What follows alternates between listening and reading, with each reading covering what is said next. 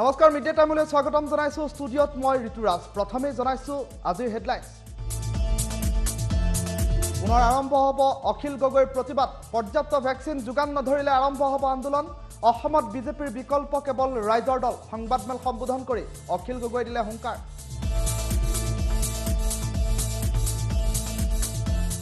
নগাঁও আৰক্ষীৰ পুনৰ এনকাউণ্টাৰ আৰক্ষীক আক্ৰমণ কৰা কুখ্যাত ড্ৰাগছ মাফিয়া খাইৰুল ইছলাম নিহত ড্ৰাগছ মাফিয়াক খতম কৰি যাম বুলি হুংকাৰ দিলে আনন্দ মিশ্ৰই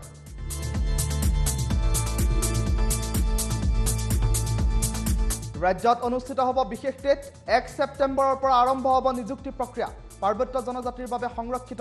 1000তকৈ অধিক পদৰ বাবে অনুষ্ঠিত হ'ব বিশেষ টেট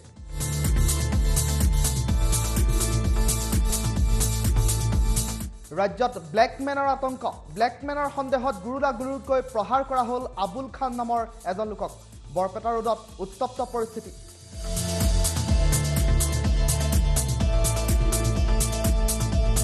মূল খুঁটিলৈ উভতিল 30জনীয়া NLFBৰ দল বাধা অহাৰ পাছতেই মূল খুঁটিলৈ উভতি আহিল উগ্ৰপন্থীৰ দলটো অস্ত্ৰ শস্ত্ৰলৈ নামি আহিল পাহাৰৰ পৰা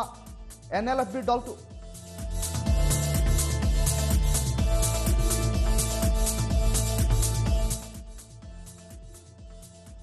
জনাইছো বিতং বাতৰি পুনৰ আৰম্ভ হ'ব অখিল গগৈৰ প্ৰতিবাদ পৰ্যাপ্ত ভ্যাকচিন যোগান নধৰিলে প্ৰতিবাদ অথবা আন্দোলন আৰম্ভ কৰিব অখিল গগৈ অসমত বিজেপিৰ বিকল্প কেৱল ৰাইজৰ দলহে সংবাদমেলত অখিল গগৈয়ে এই হুংকাৰ দিয়া পৰিলক্ষিত হ'ল পুনৰ আৰম্ভ হ'ব অখিলৰ প্ৰতিবাদ পৰ্যাপ্ত ভ্যাকচিন যোগান নধৰিলে আন্দোলন আৰম্ভ কৰিব অখিল গগৈয়ে অসমত বিজেপিৰ বিকল্প কেৱল ৰাইজৰ দল বুলি মন্তব্য প্ৰকাশ কৰা পৰিলক্ষিত হ'ল আৰু সংবাদমেলত অখিল গগৈয়ে হুংকাৰ দিয়া পৰিলক্ষিত হৈছে হেতু হ'ল যে কোভিডৰ টিকাকৰণ এতিয়ালৈকে সম্পূৰ্ণ হোৱা নাই আৰু অতি সোনকালে সম্পূৰ্ণ হোৱাৰ আশাও আমি দেখা নাই তাৰ কাৰণটো হ'ল যে কেন্দ্ৰীয় চৰকাৰে কোভিড ভ্যাকচিন তেওঁলোকে দিব পৰা নাই কোভিড ভ্যাকচিন দিব নোৱাৰাটো কেন্দ্ৰীয় চৰকাৰৰ সাংঘাতিক ঐতিহাসিক ব্যৰ্থতা পৰিকল্পনাহীনতা আৰু দেশৰ প্ৰতি দায়বদ্ধতাহীনতাৰ কাৰণে আজি কেন্দ্ৰীয় চৰকাৰে সময়মতে আমাৰ সকলোৰে কাৰণে কোভিড ভ্যাকচিন দিব পৰা নাই গতিকে এই মুহূৰ্তত আমি আমাৰ কেন্দ্ৰীয় কাৰ্যনিৰ্বাহকে কোভিড ভ্যাকচিন সময়মতে অসমক দিব নোৱাৰাৰ কাৰণে আৰু বাকি ৰাজ্যবিলাককো দিব নোৱাৰাৰ কাৰণে আজি আমি এটা গৰিহণাৰ প্ৰস্তাৱ গ্ৰহণ কৰিছোঁ কেন্দ্ৰীয় চৰকাৰৰ বিৰুদ্ধে এটা গৰিহণাৰ প্ৰস্তাৱ গ্ৰহণ কৰিছোঁ এই ব্যৰ্থতাত আমি উদ্বেগ প্ৰকাশ কৰিছোঁ আৰু আমি দাবী জনাইছোঁ যে অতি সোনকালে কেন্দ্ৰীয় চৰকাৰে অসম আৰু অন্যান্য ৰাজ্যবিলাকক কোভিডৰ ভ্যাকচিন দিয়াৰ কাম ভ্যাকচিন সম্পূৰ্ণৰূপে 100% লোকক কোভিড ভ্যাকচিন দিবৰ কাৰণে সম্পূৰ্ণ ড'জবিলাক দিয়াৰ ব্যৱস্থা গ্ৰহণ কৰিব লাগে অক্টোবৰ মাহৰ 30 তাৰিখৰ ভিতৰত যদি কোভিড ভ্যাকচিন দিয়াৰ কাম শেষ নকৰে তেতিয়াহ'লে আমাৰ ৰাইজৰ দলে কেন্দ্ৰীয় চৰকাৰ আৰু ৰাজ্য চৰকাৰৰ বিৰুদ্ধে ধাৰাবাহিক আন্দোলনৰ সিদ্ধান্ত গ্ৰহণ কৰিছে আমি দোহাৰিছোঁ যে অক্টোবৰ মাহৰ 30 তাৰিখৰ ভিতৰত অসমৰ সকলো উপযুক্ত যোগ্য নাগৰিকক কোভিড ভ্যাকচিন দিয়াৰ ব্যৱস্থা গ্ৰহণ কৰিব লাগে শেষ কৰিব লাগে আৰু যদি 30 অক্টোবৰৰ ভিতৰত সেই ভ্যাকচিন দিয়াৰ ব্যৱস্থা গ্ৰহণ নকৰে তেতিয়াহ'লে ৰাইজৰ দলে 31 অক্টোবৰ তাৰিখৰ পৰা বা নৱেম্বৰৰ 1 তাৰিখৰ পৰা ধাৰাবাহিক আন্দোলনৰ কাৰ্যসূচী গ্ৰহণ কৰিব দ্বিতীয় বিষয়টো হ'ল যে কোভিড আৰু লকডাউনে সমগ্ৰ দেশৰ লগতে ৰাজ্যখনৰ অৰ্থনীতি চুৰমাৰ কৰি পেলালে কিন্তু দুৰ্ভাগ্যজনকভাৱে ৰাজ্য চৰকাৰ আৰু কেন্দ্ৰীয় চৰকাৰ কোনো এখন চৰকাৰে আমাৰ কোভিডে ভাঙি পেলোৱা অৰ্থনীতিক সবল কৰিবৰ কাৰণে কোনো ধৰণৰ সুপৰিকল্পিত আঁচনি গ্ৰহণ কৰা নাই সেইকাৰণে আজি ৰাইজৰ দলৰ কাৰ্যনিৰ্বাহকত প্ৰস্তাৱ গ্ৰহণ কৰা হৈছে যে অনতি বিলম্বে অসমৰ সকলো ক্ষতিগ্ৰস্ত নাগৰিককে তেওঁলোক খেতিয়কেই হওক বা তেওঁলোক দৈনিক হাজিৰা কৰা মানসিক হওক, তেওঁলোক অটোলাই হওক বা কেব চালকেই হওক বা চিটি বাছ বা অন্যান্য বাছৰ মালিকেই হওক বা কৰ্মচাৰীয়ে হওক, পৰ্যটন উদ্যোগেই হওক বা দেশৰ আমাৰ ৰাজ্যখনৰ অন্যান্য উদ্যোগবিলাকেই হওক, ক্ষুদ্ৰ উদ্যোগৰ পৰা বৃহৎ উদ্যোগলৈকে, MSMEৰ পৰা বিগ ইণ্ডাষ্ট্ৰীলৈকে এই আটাইবিলাকক অনতিবিলম্বে ক্ষতিপূৰণ দিবৰ কাৰণে এক পেকেজ ঘোষণা কৰিব লাগে।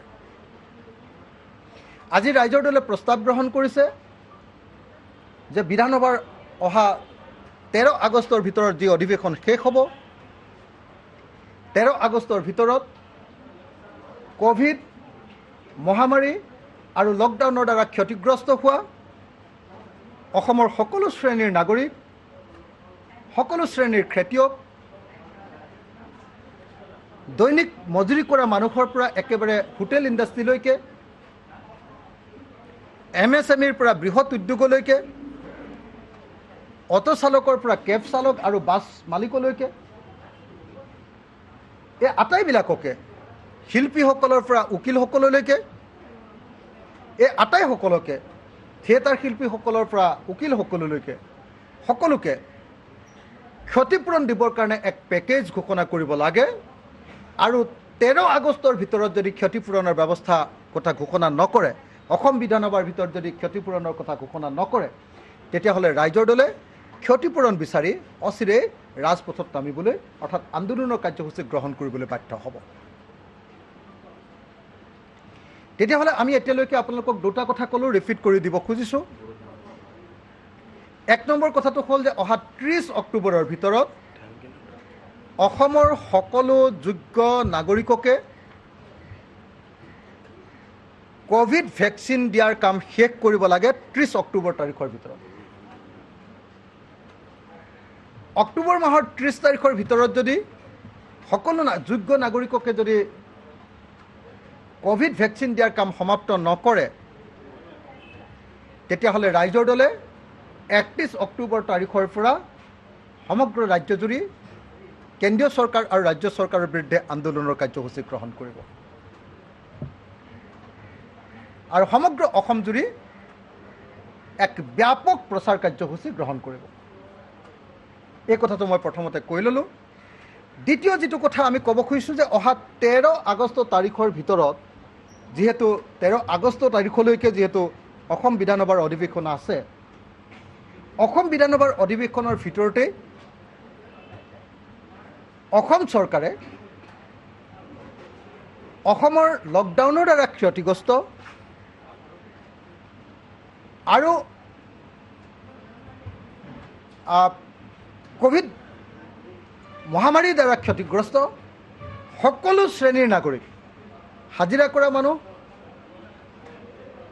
খেতি কৰা খেতিয়কৰ পৰা আৰম্ভ কৰি একেবাৰে ইণ্ডাষ্ট্ৰিয়েলিষ্টলৈকে, উদ্যোগীলৈকে, বৃহৎ উদ্যোগীলৈকে, ক্ষুদ্ৰ উদ্যোগৰ পৰা ঘৰত সৰু সৰু যিবিলাক ক্ষুদ্ৰ উদ্যোগ আছে তাৰ পৰা একেবাৰে সৰ্ববৃহৎ উদ্যোগটোলৈকে, শিল্পীসকলৰ পৰা উকিললৈকে,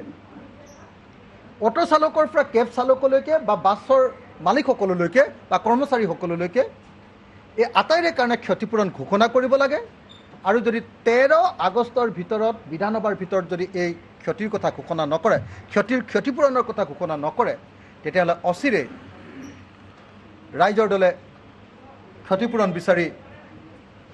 সমগ্ৰ ৰাজ্যজুৰি প্ৰচাৰ অভিযান আৰু আন্দোলনৰ কাৰ্যসূচী গ্ৰহণ কৰিবলৈ বাধ্য হ'ব। জনাইছোঁ আন এটা গুৰুত্বপূৰ্ণ খবৰ, মূল খুঁটিলৈ উভতিল 30জনীয়া NLFBৰ দল। বাধা অহাৰ পাছতে মূল খুঁটিলৈ উভতিল উগ্ৰপন্থীৰ দলটো। ঘন জংঘলৰ পৰা অস্ত্ৰ শস্ত্ৰৰ সৈতে ওলাই আহিল দলটো আৰু স্থানীয় লোকে আদৰি আনিলে মূল খুঁটিলৈ অহা দলটো। আৰু মূল খুঁটিলৈ এটা দল উভতিল NLFBৰ দল উভতি অহা পৰিলক্ষিত হৈছে। ইতিমধ্যে উভতি অহা দলটোক ইতিমধ্যে ৱেলকাম কৰিছে স্থানীয় লোকে।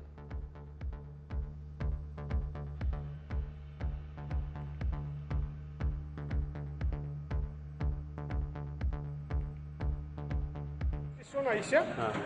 আৰু আহি থাকিব এতিয়া আমাৰ ডিজিটেটেড কেম্পত লৈ যাব আমি অস্ত্ৰ বহুত দেখিবলৈ পাইছোঁ যি বস্তু আছে সেইবিলাক আহি আছে আৰু বাকীখিনি দাদা কেতিয়া আহিব বাকী আহিব বাকী আহি থাকিব 15 আগষ্টৰ আগত আহিব কিমান জন আহিছে কিমান জন আমি কিমান জন আহিছে এতিয়া ৰল ডাউন কৰি নাছো কিবা 32 জন ক'ত কোকৰাঝাৰ ক'ৰ পৰা আহিছে কালচাৰ কমপ্লেক্সৰ এইটো জংগলৰ পৰা আহিছে আজি 32 জন আৰ্মছ টাৰ্মছ আমি দেখিবলৈ পাইছোঁ চব এনে ল'বি আমাকে শান্তি লাগে অশান্তিটো নালাগে আমাৰ সদায় আমাৰ ৰাজ্যবিলাকৰ উন্নতি লাগে এৰিয়া উন্নতি লাগে শান্তি বিচাৰিছে তাৰ কাৰণে এইবিলাক আহিলোঁ আৰু আজি কেনেকৈ মনোভাৱ আপোনালোকে মনৰ শান্তি লাগিছে বহুত খুচি ইমান ৰাজ্যবিলাক ওলাইছে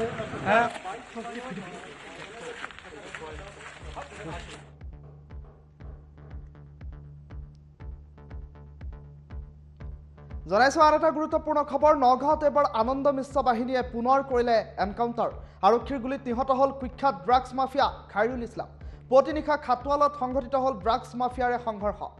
ড্ৰাগছ মাফিয়াক আটক কৰিবলৈ যোৱা আৰক্ষীৰ ওপৰত চোকা অস্ত্ৰৰে আক্ৰমণ কৰিলে ড্ৰাগছ মাফিয়া খাইৰুল ইছলামে আৰু তাৰ পাছত আত্মৰক্ষাৰ বাবে আৰক্ষীয়ে চলালে গুলী আৰক্ষীৰ গুলীত কুখ্যাত ড্ৰাগছ মাফিয়া নিহত হ'ল খাইৰুল ইছলাম নিহত হোৱাৰ পাছতেই খাইৰুল ইছলামৰ পৰিয়ালৰ লোকৰ মাজত এক উত্তপ্ত পৰিস্থিতিয়ে বিৰাজ কৰিলে আৰক্ষী বাহিনীক প্ৰশ্ন উত্থাপন কৰিলে পৰিয়ালৰ লোকে যদিহে খাইৰুল ইছলামে ড্ৰাগছ বিক্ৰী কৰিছিল তেনেহ'লে গ্ৰেপ্তাৰ নকৰিলে কিয় হত্যা কৰাৰ অথবা এনকাউণ্টাৰ কৰাৰ কি যুক্তি আছিল এনেধৰণৰ কিছু প্ৰশ্ন উত্থাপন কৰাৰ পাছতেই নগাঁৱৰ আৰক্ষী অধীক্ষক আনন্দ মিশ্ৰই দিলে প্ৰত্যুত্তৰ আৰক্ষীৰ ওপৰত আক্ৰমণ কৰা কোনো ড্ৰাগছ মাফিয়া সাৰি নাযাব আক্ৰমণত গুৰুতৰভাৱে আহত হ'ল আৰক্ষী বিষয়া দত্তগুপ্তা আৰু থানাৰ গাড়ী চালক উৎপল বৰুৱাকো আক্ৰমণ কৰিলে ড্ৰাগছ মাফিয়া খাইৰুল ইছলামে চোকা অস্ত্ৰৰে আক্ৰমণ চলাই দুইজন ব্যক্তি আৰু তাৰ পাছতেই সম্প্ৰতি দুইজন ব্যক্তি এতিয়া চিকিৎসাধীন হৈ আছে ইফালে নিহত ড্ৰাগছ মাফিয়াটোৰ ঘৰ নগাঁৱৰ চামগুৰিত বুলি জানিব পৰা গৈছে আনন্দ মিশ্ৰৰ বাহিনীৰ এনকাউণ্টাৰত নিহত হ'ল ড্ৰাগছ মাফিয়া খাইৰুল ইছলাম আৰু খাইৰুল ইছলাম নিহত হোৱাৰ পাছতেই সম্প্ৰতি এতিয়া ড্ৰাগছ মাফিয়াৰ ভয় খোৱা পৰিলক্ষিত হৈছে মন্তব্য আছে আমাৰ এটা সিক্ৰেট ইনফৰমেশ্যন আছিলে যে খাইৰুল ইছলাম নামৰ তাৰ ভায়াক বুলবুল ৰিচেণ্টলি ড্ৰাগছৰ হেৰিত মানে জেল খাটি ওলাইছে সি আকৌ মানে ড্ৰাগছ মানে হেৰি কৰি আছে পেডেল কৰি আছে বিক্ৰী কৰি আছে তাৰপিছত তাৰ ভাই যিটো খাইৰুল ইছলাম সি বিভিন্ন অনৈতিক কামত জড়িত হৈ আছে ডকাইতি চুৰ এইবিলাক আৰু তাক মানে তাৰে স্থানীয় ৰাইজে পুনৰ অতিষ্ঠ হৈ গৈছে সি অলপ হেল্ডি আৰু ষ্ট্ৰং আমাৰ কালি ইনফৰমেশ্যন মতে আমি তাক মানে কৰায়ত্ব কৰাৰ কাৰণে আমি গৈছিলোঁ আমাৰ এজন 6জনীয়া টীম এটা আমি গৈছিলোঁ ইয়াৰ পিছত গৈ পেলাই চিপকৈ অলপ বৰষুণ দি আছিলে চাওঁ এটা ৰুমৰ ভিতৰত চাৰিজন মানে আমি 4জনমান হ'ব বহি কিবা এটা কৰি আছিলে মষ্টলি ড্ৰাগছৰ সেইবিলাক কণ্টেইনাৰবিলাক বনাই আছিলে নেকি তাৰপিছত মই এনেকৈ চাৰিওফালেদি কৰ্ডন কৰি পেলাই মই দৰ্জা দি লাহেকৈ খুলি মানে সোমাই গৈ মই কৈছোঁ এই খাইৰুল তই লৰচৰ নকৰিবি কিন্তু দিগদাৰ আছে সি কি কৰিলে লগে লগে উল্টা খাই পেলাই মোক জাটকা এটা মাৰি দিলে ইয়াত জাটকা মাৰি দিয়াৰ লগে লগে মই পৰি গ'লোঁ সেইটো চাইডত লগে সি কি কৰিলে খুকুৰি এটা ডাঙৰ এটা খুকুৰি লৈ পেলাই মোক মানে ডিঙিত মাৰিব গ'ল পিছফালেদি আহি আমাৰ যে মোৰ পাইলট সি গবা মাৰি ধৰিলে তাৰপিছত বাকীবিলাক পিছত আহিলে সি খুকুৰি দি যেতিয়া মাৰিব গ'লে মোৰ ইয়াত লাগি গ'ল হাতত কোপ দি দিলে তেতিয়া মই ছাৰ্ভিচ পিষ্টল দি পেলাই উপায় নাই ইয়াত শ্বুট কৰিছোঁ তেতিয়া মৰা নাছিলে তাৰপিছত আমি লগে লগে তাক মানে তাৰ পৰা উঠাই লৈ আনিছোঁ তাৰপিছত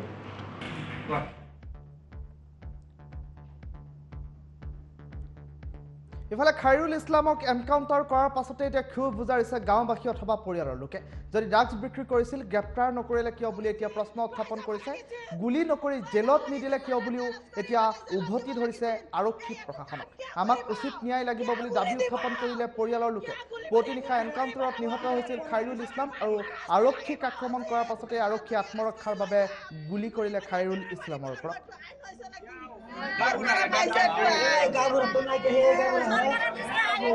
আহি পেলাই এনেকে দৌৰি পেলাই গুলি অকণ ধৈৰ্য ধৰক এতিয়াতো আৰু আমিতো ইয়াত অলপ বহিম বহিছোঁ বহাৰ পিছত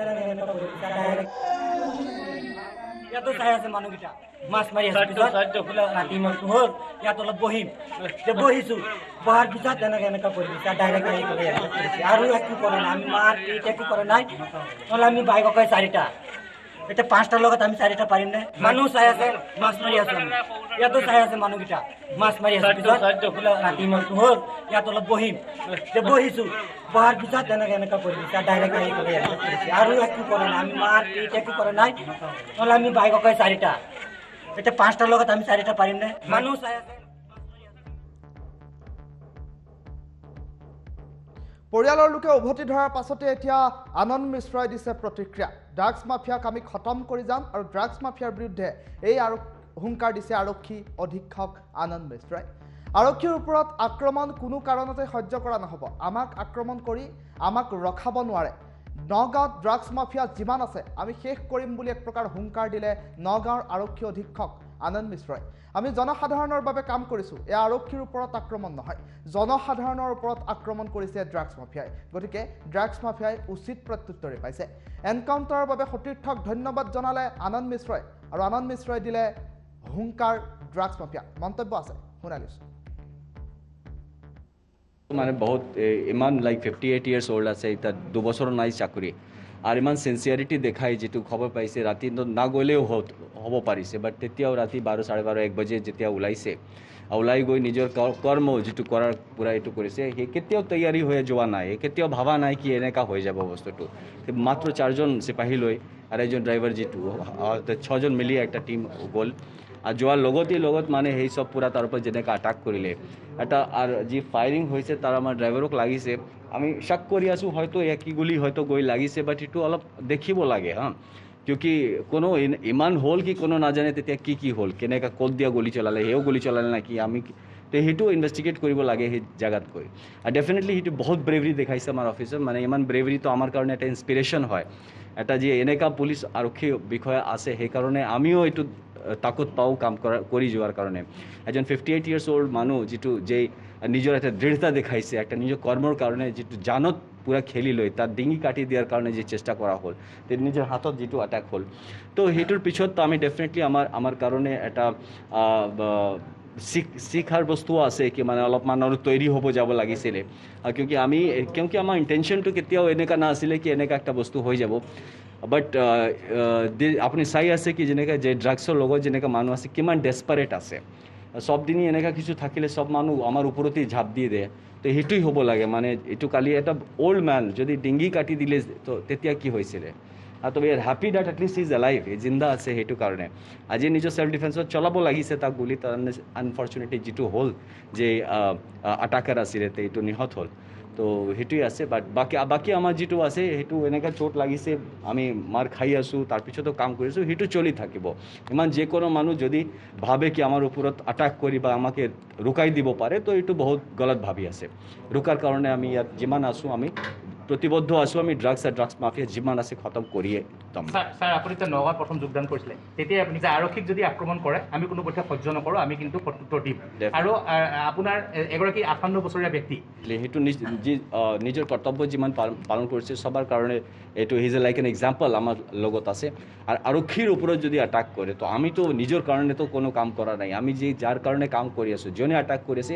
এটো আৰক্ষীৰ ওপৰত আটাক নহয় এটো সোসাইটিৰ ওপৰত আটাক হয় এটো আমাৰ যিমান ল এণ্ড অৰ্ডাৰ ব্যৱস্থা আছে তাৰ ওপৰত আটাক হয় এটো আমাৰ যে কমন সোশ্যাল কনসাইন্স আছে তাৰ ওপৰত আটাক হয় সেই আটাকটো আমি কেতিয়া মানি নালো আৰু এটো আমাৰ যেটো আমাৰ ডিউটি আছে কি এটো ৰক্ষা দিয়াৰ এনেকা যিমানি এগ্ৰেছিভ ভাইলেন্ট মানুহ আছে তাৰ এগেইনষ্টত ফাইট কৰা হেতু আমি কৰি আছো আৰু কৰি যাম স্যাৰ নগাঁও পুলিশে বহুত মেছেনিস্তা নে একদম কিয়কি আমাৰ যে আপুনি চাব যে আমাৰ ইউনিফৰ্ম আছে যেটো হ'ল হেতু হ'ল আমাৰ কনসাইন্স কিপাৰ হেতু আমাৰ যেটো হ'ল এটো এটা মানে আমি একজন সিপাহীও যদি থাকো আর 100,000 মানুহ যদি থাকে আর আমার যদি কানুনৰ কাৰণে আৰ বন কৰা মহিলাৰ ঘৰত এবাৰ জব্দ কৰা হৈছে লাখে লাখে টকা ডিব্ৰুগড়ৰ ৰুমেনা বেগম নামৰ এগৰাকী মহিলাৰ ঘৰত জব্দ হৈছে 16,33,000 টকা ডক্টৰ প্ৰেমানন্দ দাসৰ ঘৰত বন কৰা মহিলা হিচাপে কাম কৰিছিল মহিলাগৰাকীয়ে আৰু প্ৰেমানন্দ দাসে ঘৰৰ পৰা টকা চুৰি হোৱা বুলি আৰক্ষীক দিছিল অভিযোগ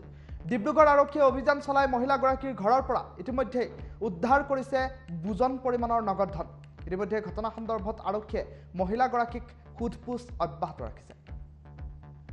আৰু ডিব্ৰুগড়ত 16,33,000 টকা চুৰি কৰিছিল এগৰাকী মহিলাই আৰু তাৰ পাছতেই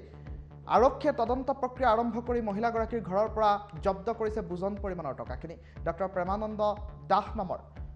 চিকিৎসকগৰাকীৰ ঘৰত বন কৰা মহিলা হিচাপে কাম কৰিছিল আৰু তাৰ পাছতেই প্ৰেমানন্দ দাস নামৰ চিকিৎসকগৰাকী আৰক্ষী চকীত অভিযোগ দিছিল ব্যক্তিগৰাকীৰ ঘৰৰ পৰা নোহোৱা হৈছিল বুজন পৰিমাণৰ নগদ ধন আৰু তাৰ পাছতে আৰক্ষীয়ে তদন্ত প্ৰক্ৰিয়া আৰম্ভ কৰি জব্দ কৰিছে টকাখিনি। আজি আমি খবৰ পাইছিলোঁ যে এটা ডক্টৰ ইয়াৰে হৈ তেওঁ নিজৰ যি ডমেষ্টিক হেল্প আছে তেখেতৰ ৰেড হাণ্ডেড ধৰিছিলে চুৰি কৰাৰ সময়ত আৰু 8,000 টকা এইটো চুৰি কৰিছিলে। তো সেই মৰ্মে তেওঁ এটা এজাহাৰ দিলে, আমাক এটা FIR ৰেজিষ্টাৰ হৈছে আৰু যেতিয়া আমি সাৰ্চ কৰিলোঁ যি একিউজ আছে তাৰ ঘৰত, তো তেতিয়া 16,33,600 টকা তাৰ পৰা ৰিকভাৰ হ'ল। তো বাকী যিমান তদন্ত আছে সেইটো এতিয়া চলি আছে আৰু যি মেড আছিলে মেড কৈছে যে হয় এইটোতো চুৰি টকা আছে আৰু যি আমাৰ কমপ্লেইনেণ্ট আছে কমপ্লেইনেণ্ট ঘৰত তেওঁ 2 ঘণ্টামান কাম কৰে, বাকী বেলেগ বেলেগ স্থানত কাম কৰে। আমাৰ বেসিকলি যিমান ইনকুৱাৰী আছে এইটো এতিয়া চলি আছে।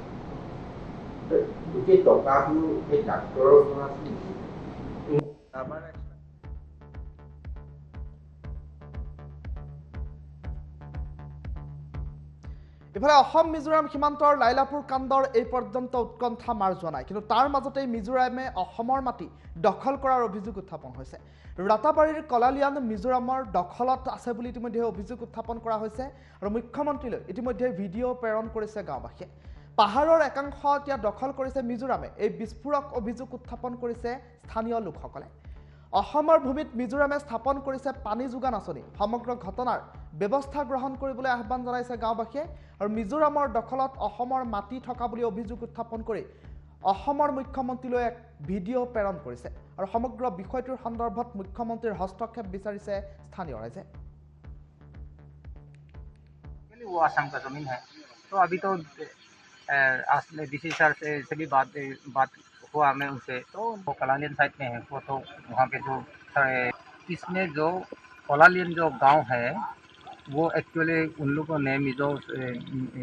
जो वहाँ सरकार ने उन लोगों को रखा। जो शरणार्थी ने जो ये जमीन किसका था? वो जमीन असम का था। अच्छा, कोई असम का पुलिस या कुछ कार्रवाई नहीं करता है? नहीं, वहाँ पे जाने के कोई ये है ही नहीं, जाने नहीं देता है? नहीं, जाने का संधान ही नहीं है, तो जंगल है तो।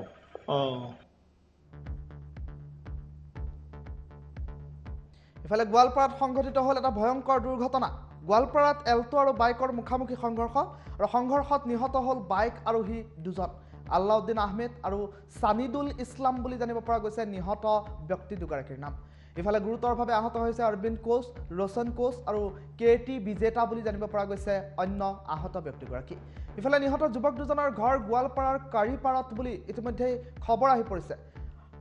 আৰু অত্যাধিক স্পীডত থকাৰ বাবে নিৰন্তন হেৰুৱাই মুখামুখি সংঘৰ্ষত লিপ্ত হ'ল আৰু তাৰ পাছতেই বাইক আৰোহী দুয়োগৰাকী থিতাতে নিহত হ'বলগীয়া হ'ল। মন্তব্য আছে শুনালিছ। আমাৰ এক্সাম আছিল আজি ৰাতিপুৱা শ্বিলঙত 9 বজে। আমি এক্সাম লিখি কিনে কমপ্লিট কৰি শ্বিলঙৰ পৰা আকৌ ঘৰলৈ যাই আছোঁ। তাৰপিছত ইয়াত ৰাজাপাৰা ভাত খালোঁ, পিছত দুধনা ডাইৰেক্ট পেট্ৰল ভৰালোঁ, ভৰাৰ পিছত হঠাৎ কৰি বাইকটো ৰাস্তাত মাজত আহি গৈছে, ব্ৰেক মাৰিছিলোঁ, লাগি হোৱা নাই,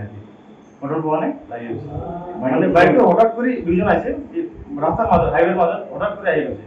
তো ব্ৰেকটো লগাইছে কিন্তু গাড়ী আমাৰ স্লিপ কৰি কিনে লাগি গৈছে। বাইকত দুজন আছে, বাইকত দুজন আছে। আপোনালোকৰ দুখ পালে? আমাৰ কাটা গৈছে, গাড়ী পাতা লাগিছে, চাৰিবাৰ দিছে,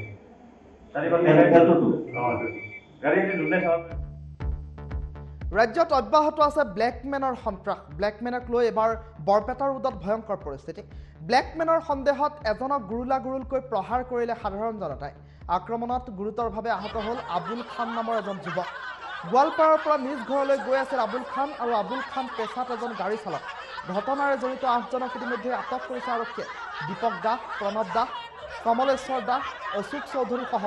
8জনক ইতিমধ্যে আৰক্ষীয়ে আটক কৰিছে। ধৃত যুৱককেইজনক মুক্তি দিবলৈ উত্তপ্ত পৰিস্থিতিৰ সৃষ্টি কৰিছে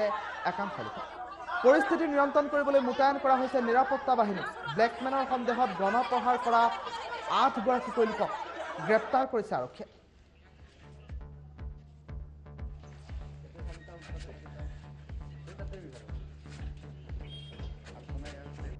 মোৰ ল'ৰাটো তাৰমানে সেই টাৱাৰৰ গাড়ী চলাই থাকে সদায়, মানে বহুত দূৰত মানে সেই গাড়ী চলায়। কিন্তু আজি গাড়ী লৈ মানে টাৱাৰৰ মানুহকেইটা থ'ব গৈছিল,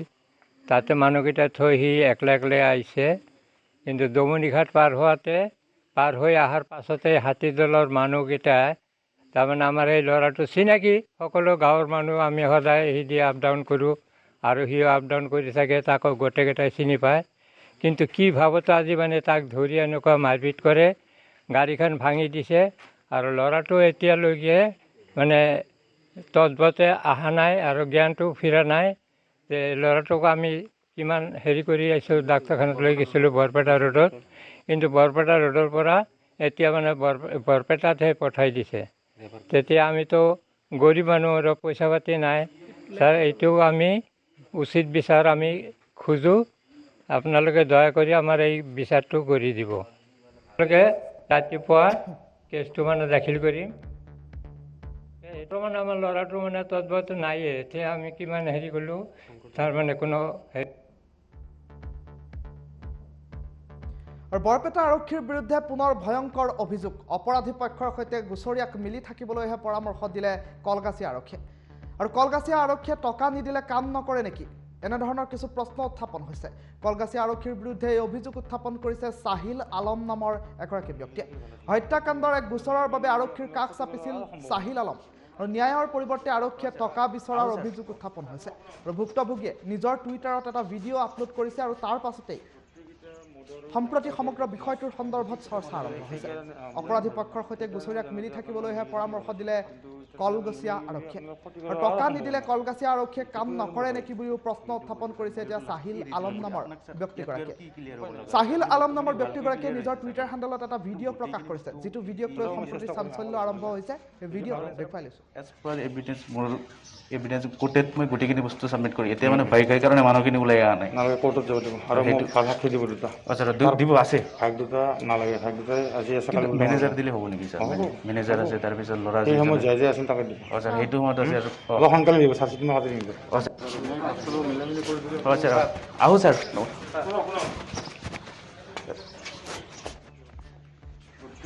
মদৰ ঢাকাইটোৰ বদমাছ সেইকাৰণে মই জানো যে আপোনালোকে মিলি থাকিলে ভাল আছিল, কিন্তু নিমিলিলে আপোনালোকে ক্ষতি কৰাৰ আৰু সম্ভাৱনা থাকে। সেইটোৱে মোৰ ভয় হৈছে। সেইটো কৈছে ছাৰ, ময়োতো লাষ্ট এৰি দিলোঁ। আপোনাক ছাৰ ইয়াতকৈ আৰু কি ক্লিয়াৰ হ'ব লগা আছে? আপুনি বস্তুখিনি ভালকৈ ক্লিয়াৰ হৈছে চাগে, একদম গোটেইখিনি বস্তু মই চেষ্টা কৰিম। যদি পাৰে ছাৰ আপুনি এজ পাৰ এভিডেন্স মোৰ এভিডেন্স কোৰ্টত মই গোটেইখিনি বস্তু ছাবমিট কৰি এতিয়া মানে ভয় খাই কাৰণে মানুহখিনি ওলাই অহা নাই। নালাগে, কোৰ্টত যাব দিব আৰু মোক ভাল সাক্ষী দিব দুটা। আচ্ছা, দিব আছে। ভাগ দুটা নালাগে, ভাগ দুটাই আজি আছে। মেনেজাৰ দিলে হ'ব নেকি ছাৰ? মেনেজাৰ আছে, তাৰপিছত ল'ৰা সেই সময়ত যাই আছিল তাকে দিব। আচ্ছা, সেইটো সময়ত আছে আৰু অলপ সোনকালে দিব, চাৰ্জটো মই কাটি দিম। আচ্ছা, আহোঁ ছাৰ।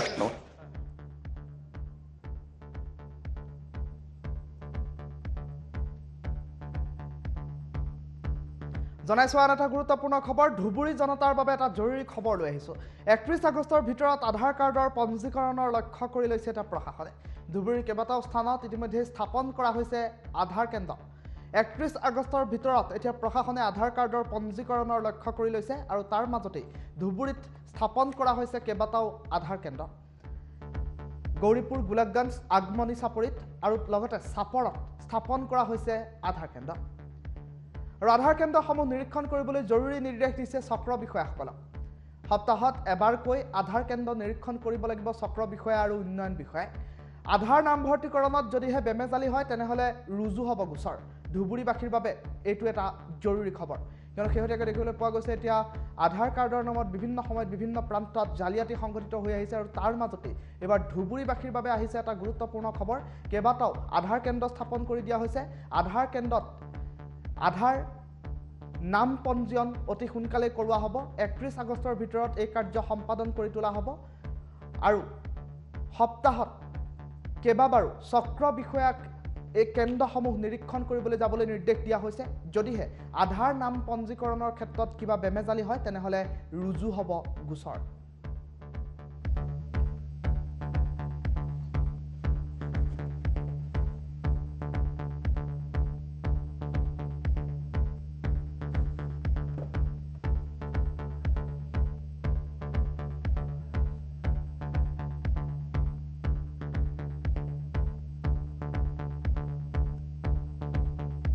জনাইছো আন এটা ব্ৰেকিং নিউজ কৃষি মন্ত্ৰী অতুল বৰাৰ দেহত কোভিড পজিটিভ পোৱা গৈছে আৰু কোভিডৰ অৱস্থিতি পোৱাৰ পাছতে সম্প্ৰতি এতিয়া সন্ত্ৰস্তময় পৰিৱেশে বিৰাজ কৰিছে তেওঁৰ আশে-পাশে থকা লোকসকলৰ মাজত মন্ত্ৰী অতুল বৰাৰ দেহত কোভিড পজিটিভ মন্ত্ৰীগৰাকীৰ সংস্পৰ্শলৈ অহা সকলোকে কোভিড টেষ্ট কৰিবলৈ ইতিমধ্যে মন্ত্ৰীগৰাকীয়ে আহ্বান জনাইছে আৰু বৰ্তমান হোম আইচলেশ্যনত আছে মন্ত্ৰীগৰাকী আৰু শেহতীয়াকৈ দেখিবলৈ পোৱা গৈছে কোভিড পৰিস্থিতিয়ে ক্ৰমাৎ এতিয়া জুৰুলা কৰিছে সমগ্ৰ ৰাজ্যক আৰু তাৰ মাজতে ইজনৰ পাছত সিজনকৈ লোক কোভিডত আক্ৰান্ত হোৱাৰ বাতৰি আহি পৰিছে আৰু মন্ত্ৰী অতুল বৰাৰ দেহত কোভিড পজিটিভ মন্ত্ৰীগৰাকীৰ সংস্পৰ্শলৈ অহা প্ৰতিগৰাকী লোকক কোভিড টেষ্ট কৰোৱাবলৈ আহ্বান জনালে মন্ত্ৰীগৰাকীয়ে আৰু মন্ত্ৰী অতুল বৰাৰ দেহত কোভিড পজিটিভ মন্ত্ৰীগৰাকীৰ সংস্পৰ্শলৈ অহা সকলোকে কোভিড টেষ্ট কৰোৱাবলৈ আহ্বান জনোৱা হৈছে ইতিমধ্যে জিএমচিএইচত আছে বুলি জানিব পৰা গৈছে মন্ত্ৰীগৰাকী জিএমচিএইচৰ পাছতেই হোম আইচলেশ্যনৰ হয়তো পৰামৰ্শ দিব মন্ত্ৰীগৰাকীক চিকিৎসকৰ তত্বাৱধানত আছে মন্ত্ৰীগৰাকী ইতিমধ্যে ছ'চিয়েল মাধ্যম যোগে এই কথা জনাইছে মন্ত্ৰীগৰাকীয়ে টাইম এইটৰ সোঁফালৰ স্ক্ৰীণত এই মুহূৰ্তত আমি এটা ফেচবুক পোষ্ট দেখুৱাই আছোঁ য'ত অতুল বৰাই মাত্ৰ 45 মিনিট পূৰ্বে এই কথা জনাইছে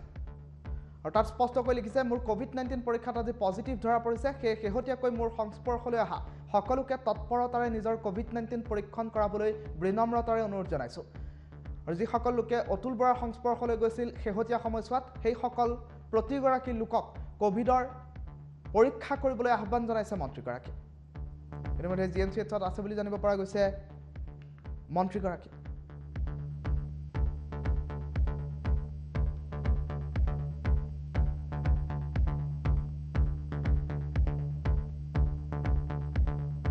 আৰু কোভিডৰ তৃতীয় ঢৌক লৈ প্ৰত্যাহ্বান জনাবলৈ সাজু আছে ৰাজ্যৰ স্বাস্থ্য বিভাগ 16 আগষ্টৰ পৰা ক্ৰমান্বয়ে শিথিল হৈ পৰিব কাৰফিউ আৰু এই মন্তব্য কৰিছে স্বাস্থ্যমন্ত্ৰী কেশৱ মহন্তই 12ৰ পৰা 18 বছৰৰ শিশুক ভেকচিন প্ৰদানৰ চিন্তা চৰ্চাও অব্যাহত ৰাখিছে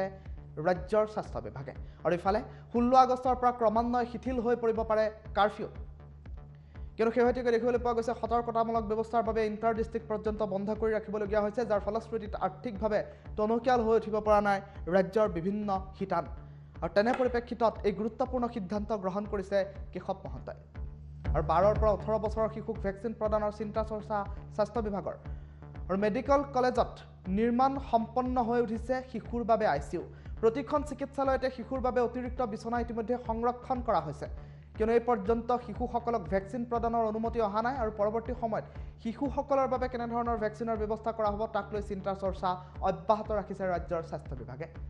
এই সকলোবোৰ সামৰি এটা মন্তব্য আছে টাইম এইটৰ দৰ্শকসকলক কেশৱ মহন্তৰ মন্তব্য শুনাই লৈছোঁ কোভিডৰ তৃতীয় ঢৌৰ কথা যিটো ইতিমধ্যে প্ৰচাৰ হৈ আছে আমি ভাবিছোঁ এইটো নাহক সেইটোৱে আশা কৰিছোঁ কিন্তু আমি তাৰ সেই প্ৰত্যাহ্বানৰ মুখামুখি হ'বৰ কাৰণে ইতিমধ্যে প্ৰস্তুত হৈছোঁ আমাৰ প্ৰত্যেকখন মেডিকেল কলেজত শিশুসকলৰ বাবে পেডিয়াট্ৰিক আইচিইউ ইতিমধ্যে নিৰ্মাণ হৈছে কেইবাখনো জিলা হস্পিটেলতো নিৰ্মাণ হৈছে আৰু আটাইকেইখন ডিষ্ট্ৰিক্ট হস্পিটেলত ইয়াৰ নিৰ্মীয়মান অৱস্থাত আছে অতি সোনকালে নিৰ্মাণ সম্পূৰ্ণ হ'ব ইয়াৰ উপৰিও আমি তাৰ কাৰণে যিখিনি টেকনিচিয়ান লাগে এই আইচিইউৰ টেকনিচিয়ান অকণমান সুকীয়া গতিকে সেইসকলকো আমি ইতিমধ্যে প্ৰশিক্ষণ দিছোঁ আৰু অন্যান্য আমি শিশুৰ বাবে অতিৰিক্ত যথেষ্টখিনি বিচনা প্ৰতিখন চিকিৎসালয়তে সংৰক্ষণ কৰাৰ ব্যৱস্থা কৰিছোঁ এই ক্ষেত্ৰত আমি সম্পূৰ্ণ ৰাজ্য চৰকাৰ প্ৰস্তুত হৈ আছে শিশুসকলৰ ভেকচিন প্ৰদানৰ কথাটো যিটো হৈছে সেইটোতো আমি এতিয়ালৈকে আমাৰ এই ক্ষেত্ৰত পৰিষ্কাৰ নিৰ্দেশনা হোৱা নাই কিন্তু চলি আছে যে 12 বছৰৰ পৰা 18 বছৰৰ এই ব্যৱধানত হয়তো এই ভেকচিন হ'ব পাৰে ইয়াৰ পিছত এতিয়া যিটো ট্ৰেণ্ড আমি দেখিছোঁ ইয়াৰ আমাৰ স্বাস্থ্য বিভাগে সকলো তথ্য পাতি মাননীয় মুখ্যমন্ত্ৰী ডাঙৰীয়ালে আৰু ইয়াৰ লগে লগে মিড ডে টাইমৰ পৰা মই ঋতুৰাজে বিদায় লৈছোঁ প্ৰতিটো তাৎক্ষণিক বাতৰিৰ বাবে চাই থাকক টাইম 8